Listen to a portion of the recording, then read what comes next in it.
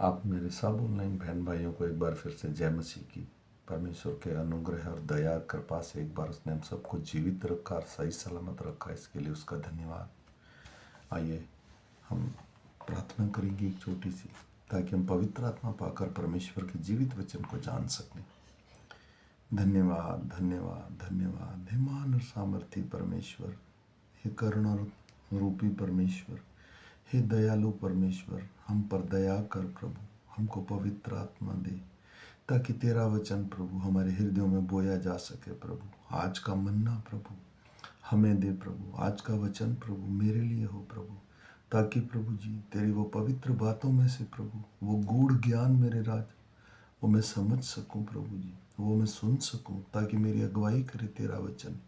तेरा वचन मेरे पाँव का दीपक है प्रभु जी, वही मुझे चलाता है, लेकिन तेरी पवित्र आत्मा के बिना हम उसे नहीं जान सकते प्रभु जी। इसलिए प्रभु जी जितने ऑनलाइन मेरे भाई बहन सुने प्रभु, पवित्र आत्मा प्रत्येक हृदय को छू लेना प्रभु, ताकि मेरे राजा तेरे वचन में प्रभु सामर्थ्य से भर देने के लिए उसके मन में विश्वास करता हूँ प्रभु जी। सारा आदर सारी महिमा तेरे चरणों में रखता हूँ प्रभु यीशु, आमीन। आज तारीख है 25/2/2025 और हम सुबह का वचन पढ़ेंगे। हम पढ़ेंगे मरकुस की पुस्तक में से 5 अध्याय और उसका 1 से लेके 20 वचन तक। इसके पढ़े और सुने जाने पर प्रभु की आशीष हो। वे झील के पार गर्शनियों के देश में पहुंचे। जब वह नाव से उतरा तो तुरंत एक मनुष्य जिसमें दुष्ट आत्मा थी कब्रों से निकलकर उसे मिला।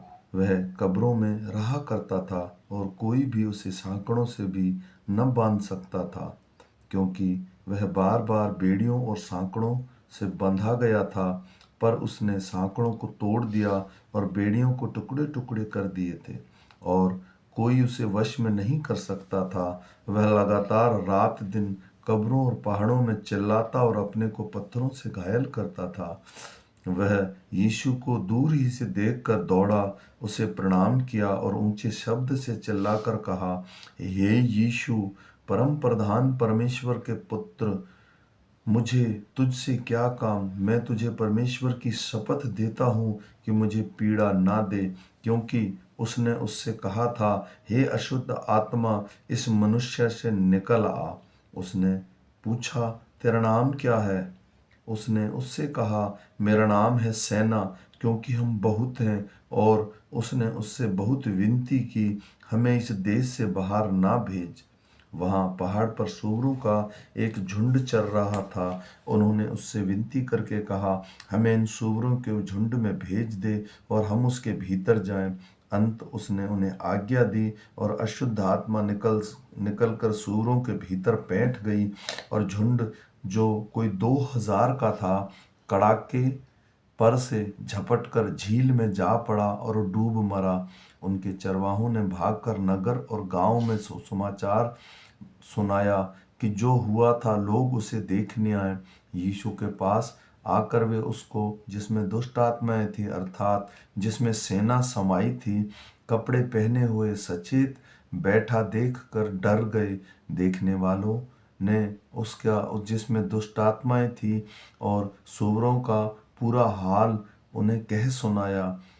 तब वे उसे विनती करके कहने लगे कि हमारी सीमा से चला जा। जब वह नाव पर चढ़ने लगा तो वह, जिसमें दुष्ट आत्माएं थी, उससे विनती करने लगा, मुझे अपने साथ रहने दे।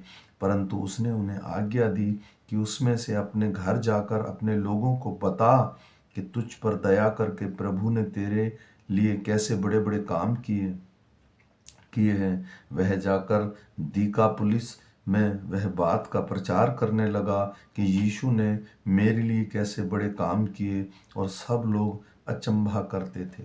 आमीन। मेरे भाई और बहनों, आज हमने सुना कि परमेश्वर के पुत्र को दुष्ट आत्माओं पर भी अधिकार है। हमारी परेशानियों, हमारे दुखों पर, जितनी भी चीज़ें, इन सब पर अधिकार है।